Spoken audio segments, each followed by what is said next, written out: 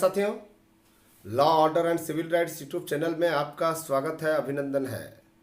साथियों, रोज की भांति आज 28 फरवरी 2019 को हम आपके लिए लेकर आए हुए हैं मोस्ट इम्पॉर्टेंट करंट अफेयर्स 2019, यानी कि आपके लिए जो वर्तमान समय में राष्ट्रीय और अंतर्राष्ट्रीय जो घटनाएं घटित हो रही है, या भारत सरकार या राज्य सरकार या स्थानीय सरकार के द्वारा जो भी योजनाएं लागू किए जा रहे हैं, या दिन प्रतिदिन जब भी कोई बातें होती है, वार्ता होती है, तो उन सब को हम सम्मिलित करके हम यहाँ पर आपके लिए रोज़ प्रतिदिन 12:30 बजे आपके लिए लाइव चैटिंग के माध्यम से, जिसके माध्यम से आप जो है डायरेक्ट आंसर दे सकते हैं, और हम आपको प्रस्तुत करते हैं 20 प्रश्न। ये हमारे चैनल का जो मुझे सबसे ज़्यादा मज़ा आता है वो शो है, और मुझे पता है आज लोग जो है इसके माध्यम से हर कंपटीशन एग्ज़ाम क्लियर करते जा रहे हैं, और हमारे इस करंट अफेयर से ही जो है प्रश्न पूछे जा रहे हैं।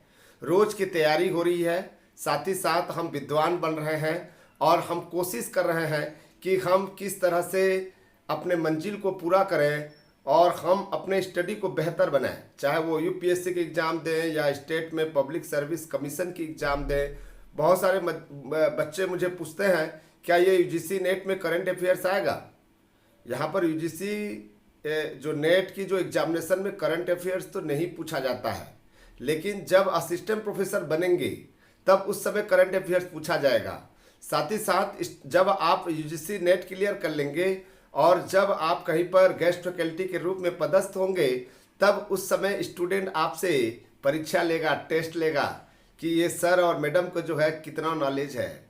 तो इसलिए दोस्तों या अड़ोस पड़ोस आपसे अपेक्षा रखता है कि आप प्रोफेसर बनने जा रहे हैं, आप एक प्रशासनिक अधिकारी बनने जा रहे हैं, आपके पास में नॉलेज कितनी है, ये सब चेक किया जाएगा। जब आपको करंट अफेयर्स पता होगा ना, तो मान के चलिए आप विद्वान समूह में आते हैं।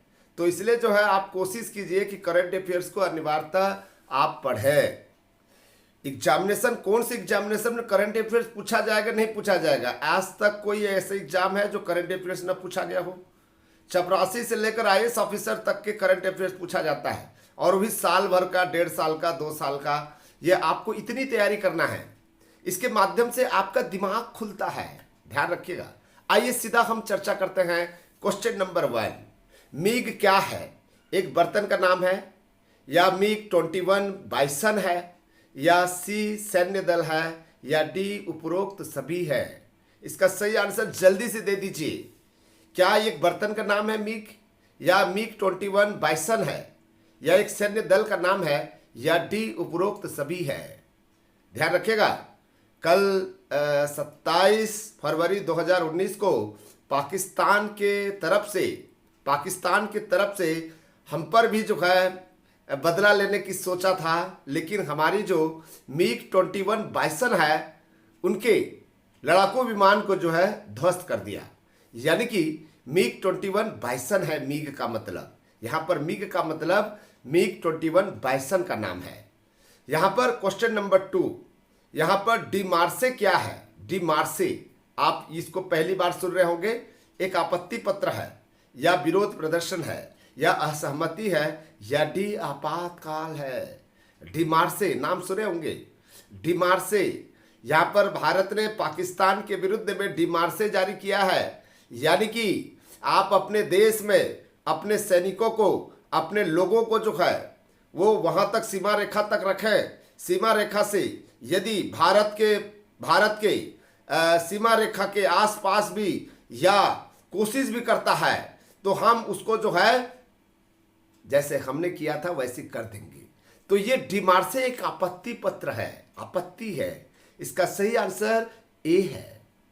क्वेश्चन नंबर 3, 3 देशों की विदेश मंत्रियों की 16वीं बैठक कहाँ हुई? 16वीं बैठक रूस, चाइना और भारत। रूस, चाइना और भारत 3 देश की जो विदेश मंत्रियों की बैठक कहाँ हुई, जिसमें से सुषमा स्वराज भी सम्मिलित हुई है। तो बताइए 3 देशों की विदेश मंत्रियों की 16वीं बैठक कहाँ हुई? उज्जैन, नई दिल्ली, मॉस्को या बीजिंग? बताइए, उज्जैन, नई दिल्ली, मॉस्को या बीजिंग? आपको पता होगा कि चीन की राजधानी बीजिंग है, रूस की राजधानी मॉस्को है और भारत की राजधानी नई दिल्ली है। ये उज्जैन क्या है, कहाँ स्थित है? शायद आपको पता होगा। तो ये 16वीं बैठक हुई थी उज्जैन में। उज्जैन, ये आंसर सही है। क्वेश्चन नंबर 4, चीन के विदेश मंत्री का नाम क्या है? चीन के विदेश मंत्री का नाम क्या है? वांगपी, वांगवी, वांगयी, वांगचू, क्या है? क्या है आप बता सकते हैं? शायद मुझे लगता है आपको पता होगा। मैं आपको सही आंसर बता रहा हूं। इसका आंसर सी है, वांगयी, वांगयी। ठीक है। क्वेश्चन नंबर 5, मुहम्मदू बुहारी कहां के राष्ट्रपति बने? मुहम्मदू बुहारी कहां के राष्ट्रपति बने? सिंगापुर, नाइजीरिया, थाईलैंड या बांग्लादेश? सिंगापुर, नाइजीरिया, थाईलैंड या बांग्लादेश? किस देश में, किस देश के राष्ट्रपति बने? अभी हाल में बने, शायद आपने अखबार में आज भी पढ़ा होगा।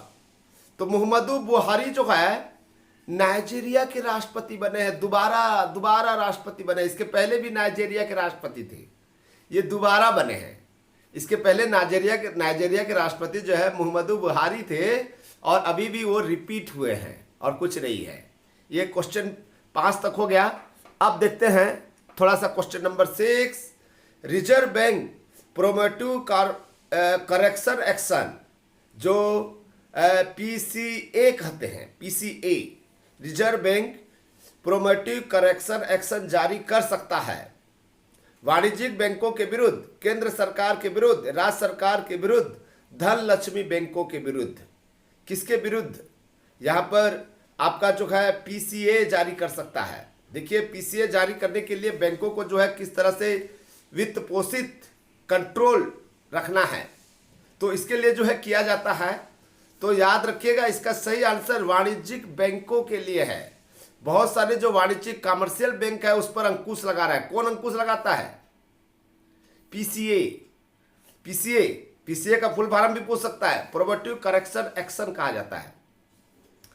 क्वेश्चन नंबर 7, मनु भाकर किस खेल से संबंधित खिलाड़ी है? मनु भाकर किस खेल से संबंधित खिलाड़ी है? क्रिकेट, शतरंज, कुश्ती या निशानेबाजी? शायद आपको पता होगा, अभी पता होगा। सौरभ चौधरी के साथ में ये मनु भाकर डबल में, डबल क्या, निशानेबाजी में अभी स्वर्ण पदक जीता है।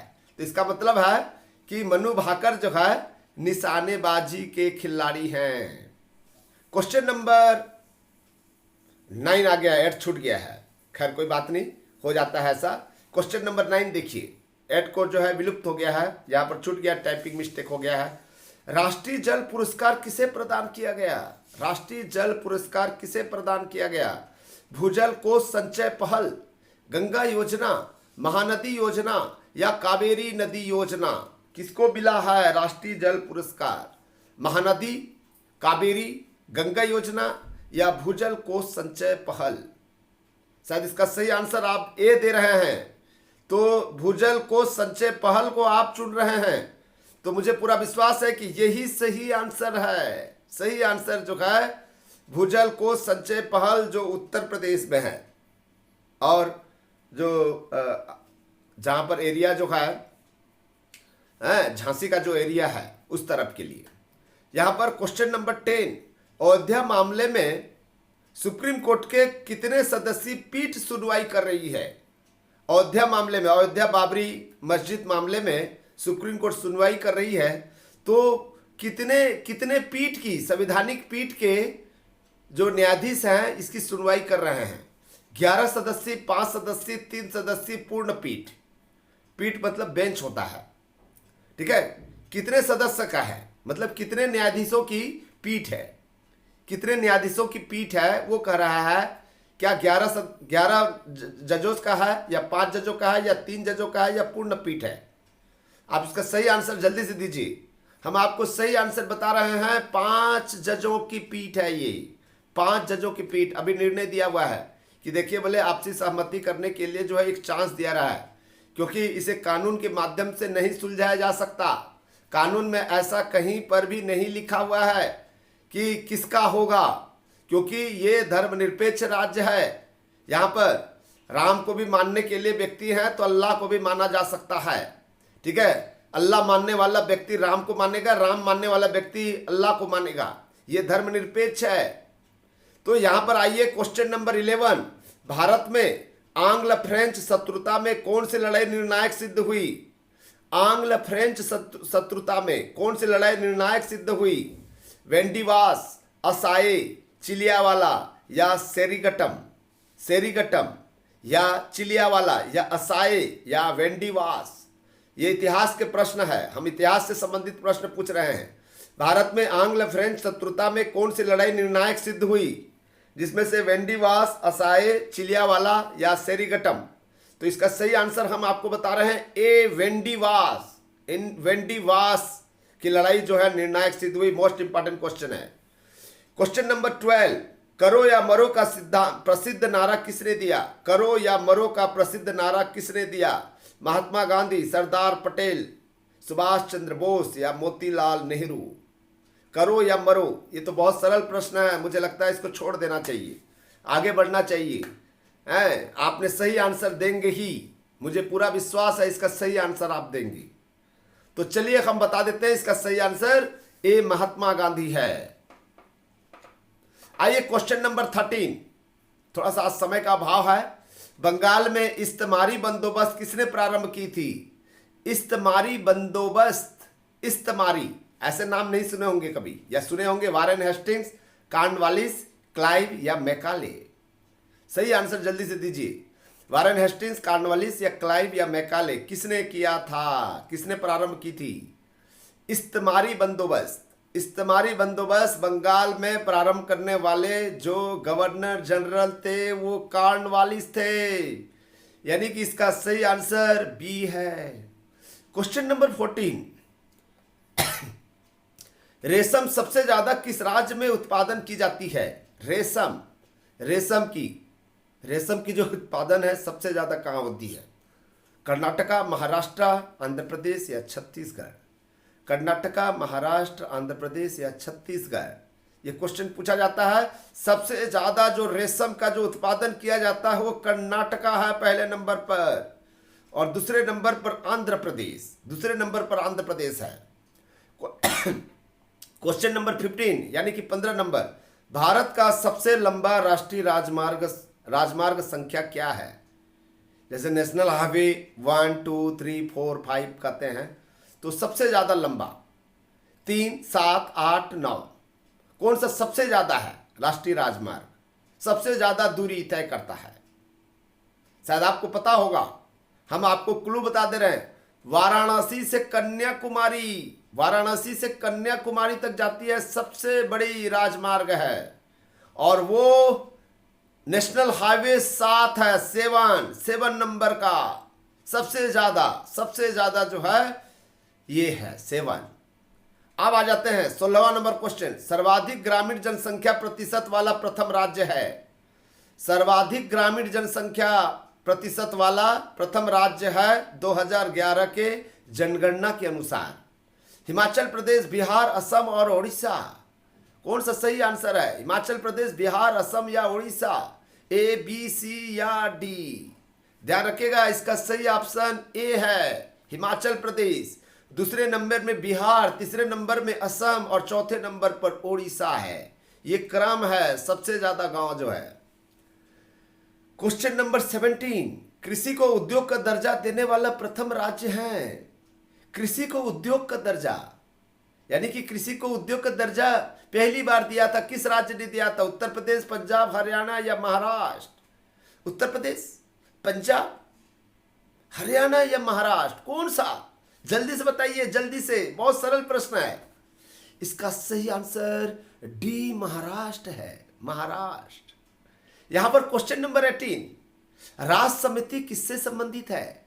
राज्य समिति, यहां पर कल नीतू कह रही थी कि सर आप कंफ्यूज कर देते हैं, बहुत कंफ्यूज करते हैं भाई, हैं? तो क्या क्लू भी तो देता हूं, कई क्वेश्चन का क्लू देता हूं नीतू है। तो यहां पर देखिए राज्य समिति किससे संबंधित है? कृषि, उद्योग, खनिज या गन्ना उत्पादन? बताइए, गन्ना उत्पादन, खनिज, उद्योग, कृषि? तो इसका सही आंसर है ए, कृषि। कृषि जोत पर टैक्स लगने का सिफारिश किया गया था। कृषि जोत पर टैक्स लेने की सिफारिश राज्य समिति ने की थी। केवल 2 क्वेश्चन बच गया। यहां पर जवाहरलाल नेहरू पीएम के रूप में सबसे लंबा कार्यकाल रहा। हमारे जो नेहरू जी हैं वो सबसे ज्यादा लंबे समय तक पीएम रहे हैं। तो वो कितने साल तक रहे हैं? 16 साल, 17 साल, 18 साल या 15 साल? कौन सा आंसर सही है? जल्दी से बताइए, आंसर जल्दी से बताइए। कौन सा शहर, कौन सा कार्यकाल, सबसे ज्यादा कार्यकाल? नेहरू जी का सबसे लंबा कार्यकाल कितने वर्ष का रहा है? 16 वर्ष, 17 वर्ष, 18 वर्ष, 15 वर्ष? इसका सही आंसर हम आपको बता दे रहे हैं 16 वर्ष। 16 वर्ष। क्वेश्चन नंबर 20 लास्ट क्वेश्चन है। परिवार नियोजन को किस संविधान संशोधन द्वारा समवर्ती सूची में जोड़ा गया? समवर्ती सूची में जोड़ा गया परिवार नियोजन को किस संविधान संशोधन द्वारा समवर्ती सूची में जोड़ा गया? 37वां, 45वां, 42वें या 44वें संविधान संशोधन में? आप सही आंसर जल्दी से दीजिए साथियों, आपके लिए ये बेहतर है। ये मोस्ट इंपॉर्टेंट क्वेश्चन है, क्वेश्चन नंबर 20। इस तरह से रोज नोट्स बनाइए। आप करंट अफेयर्स और जीके के जो है एक कॉपी बना लीजिए, नोट्सबुक बना लीजिए। शायद आपने सही आंसर दे दिया है। हम आपको बता रहे हैं सी, 42वें संविधान संशोधन के द्वारा परिवार नियोजन को समवर्ती सूची में जोड़ा गया था। इस तरह से रोज पढ़ेंगे आप तो आप हो जाएंगे विद्वान। हम रास्ते में हैं, थोड़ा सा आउट ऑफ स्टेशन जा रहे हैं और वो भी उड़ीसा जा रहे हैं। खरियार रोड, नोआपाड़ा उस तरफ जा रहे हैं। शायद कोई उधर कोई स्टूडेंट हो तो मुझे कॉल कर सकते हैं। यदि उस तरफ का होगा कोई या कोई मिलना चाहते हो तो मैं रास्ते में रुक जाऊंगा और उससे मुलाकात करूंगा। और मुझे आज वापस ही आना है। पता नहीं 8 बजे आज क्लास हो पाएगा नहीं हो पाएगा। यदि 8 बजे के पहले मैं आ जाऊंगा तो जरूर लाइव क्लास लूंगा, अन्यथा आज हो जाएगा समाप्त। आज का नहीं होगा 8 बजे। साथियों, ये थी आज हमारी current affairs most important 20 questions. मुझे पूरा विश्वास है कि आप इंतजार करते हैं, आप हमारे इस चैनल को पसंद करते हैं। साथ ही साथ ये चैनल आपका अपना चैनल है। इसके प्रगति, इसके उत्थान आपके हाथ में है। तो इसलिए कृपया करके मैं आपसे निवेदन कर रहा हूं कि कृपया करके शेयर करें, व्हाट्सएप में शेयर करें, फेसबुक में शेयर करें, सोशल मीडिया में, ट्विटर में शेयर करें। आप अपने दोस्तों को बताएं, वो भी विद्वान बनाएं, आपके रिश्तेदार को दें। आप छोटे छोटे बच्चे भी हमारे साथ जुड़ रहे हैं, छोटे छोटे बच्चे। एक छोटे से बच्चे का फोन आया था, यानी कि 2री-3री क्लास के बच्चा, कहता है कि अंकल आपका हम सब्सक्राइबर हैं। तो अच्छा बेटा, थैंक यू। कहा कि कौन सा प्रोग्राम देखते हो? तो कहता है 12:30 बजे आता है, 12:30 बजे आता है आपका करंट अफेयर। बहुत बढ़िया बात बोल रहा था। मैं उसको रिकॉर्ड करने वाला था, सुनाने वाला था। तो मुझे लगा यार बच्चा है, बच्चा का प्रेम है। ठीक है, अब छोटे छोटे बच्चे भी जुड़ रहे हैं तो मुझे अच्छा लगता है कि आप लोग जो है हमारे साथ में जुड़े हुए हैं। इसके लिए आपको धन्यवाद। थैंक यू, नमस्कार, जय हिंद।